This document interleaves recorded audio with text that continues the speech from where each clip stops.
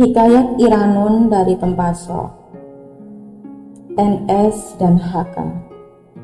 Puisi karya Datuk Rida Kaliamsi.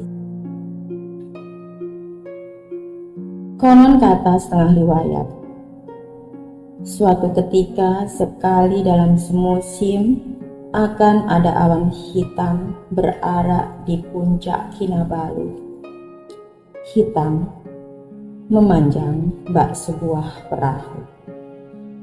Layar terbentang, bayang-bayang lelaki berdada telanjang, merengkuh dayung, mengayun parang, seperti barisan perang. Di langit Sabah, awan berarak, jauh seakan berlayar menuju samudra. Konon perahu awan itu adalah isyarat para lelaki perkasa segera berkemas, membawa bekal, meninggalkan rindu dalam bingkai cinta yang segera akan usai ditelan tahun dan gemuruh badai. Ayo segera berlayar, jaga pusaka mayang kita, jangan biar siapapun melintas kecuali berbudi balas. Laut itu kita punya, sejauh mata memandang, tak boleh ada yang menyalang. Sesayup suara angin, tak boleh ada yang ingin. Beri upeti atau kita serang. Kita yang punya ikan, teripang, tokong, pulau dan suak-suak sungai. Jangan ada yang datang sembarang. Maka berlayarlah mereka, para lelaki Tempaso, keturunan bangsa Bajau yang turun dari puncak Mindanao ratusan tahun lalu. Bangsa Iranun yang turun menjadi pengembara, penjaga pantai dan lautan, pengawal warisan dan amanah nenek moyang. Mengembara dari Zulu dan Balangini sampai ke laut negeri Parsi. Peringgi, Holanda, Inggris, dan Cina menyebut kami para lanun, penyamun, dan bajak laut di lautan luas.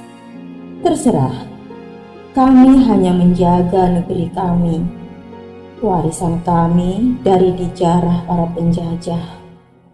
Menjaga pulau, menjaga rantau, menjaga tiap jengkal laut daripada dibarau para pengacau. Maka para pengembara Bajau dan Balangini ini mengharungi samudera luas. Di selatan Cina, di selatan Campa, di selatan Jazirah Melaka. Layar berkibar sampai ke Madagaskar.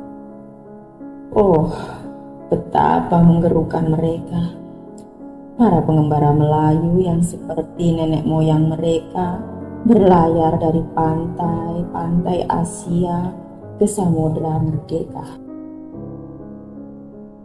Alkisah. Bertahun-tahun setelah perahu awan terakhir berarak di puncak Kinabalu, pengembara Melayu itu tak lagi kembali ke Teluk Mindanao dan sungai-sungai di utara Borneo. Mereka telah menjadi sejarah. Usia, waktu, petaka, dan cinta yang menyandera mereka di ranjang-ranjang pengantin di Jazirah Melaka. Di Selat Karimata yang berombak ganas antara Borneo dan Pulau Perca, di Tokong, pulau bernama Berhala, mereka bertahta. Membangun istana di celah-celah batu, membangun kampung di semua Tokong dan Celuk Tanjung, membangun kerajaan laut, mengibarkan bendera hitam, membangun bahtera dengan beratus-ratus mil. Akulah Laksamana Raja di laut, dengan beratus pengikut tak kenal takut. Akulah pewaris tua dan sakti panglima Balangini. Pulau Berhala adalah negeri kami, pusat kuasa dan daulat darah Melayu sejati. Dari sini, setiap saat kami kibarkan bendera hitam dan pekik perang. Rampas dan rompak semua Holanda. Kulit putih dan wangsa Arya, itu musuh kami, musuh kita tenggelamkan. Alkisah termasyurlah nama Raja Lano, bahtera penjajah dan pencalang perang mereka menghitam lautan. Dari Palembang sampai ke Siantan, dari Tambelan ke Bukit Batu, dari Galang sampai Berhala. Riuh rendah sepotah pisah, segara sakti ramai bertuah. Kata sejarah adalah sebuah kisah. Takdir yang menghoyak jejak Melayu pengembara. Di Teluk Riau, di muara Sungai Carang, 60 kapal penjajah dan 400 Iranun berlabuh di muka pantai Pulau Bayan dan Tanjung Pinang. Untuk apa mereka datang, ya Tuanku Mahmud? Untuk mengambil air minum dan perbekalan, Tuan Presiden. Apakah mereka para pengikut Sultan Riau? Mereka orang Melayu yang datang dari Zulu, sahabat dan penghulu segala suku. Baiklah, ambil air dan perbekalan. Jika kurang, ini beras, ini gula, ini arak dan minuman penenang kembara laut. Setelah itu, pergilah, jangan mengacau. Tuan Pemurah berbagi rezeki, mereka akan segera pergi. Syahdan di suatu subuh, meriam pun bergemuruh. Pulau Bayan dan benteng Tanjung Pinang diserbu dan jatuh.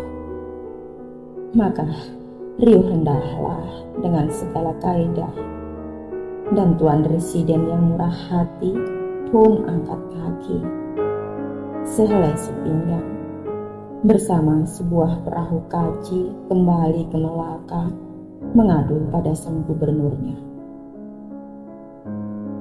Ini penghinaan. Laksamana Van Bram, hukum sulnya membangkang. Alkisah di sebuah suar di Ulu Riau, Raja Lanun berbisik, Tuanku, pindahlah, tinggalkan Ulu Riau, buat negeri baru. Kelak Holanda akan tiba, membuat huru hara. Maka berangkatlah Mahmud dan segenap rakyatnya bersama ratusan perahu menuju Pulau Lingga dan berkerajaan di sana, meninggalkan Holanda dengan murka. Syahdan di puncak Kinabalu, awan hitam berarak jauh ke samudra menuju Nusantara, dan di beting-beting Indragiri di muara Batanghari, keturunan Iranun dan Balangini menatap langit dan mencari tanda-tanda. Kamilah Melayu Timur keturunanmu, jejak kami di Kinabalu. 2020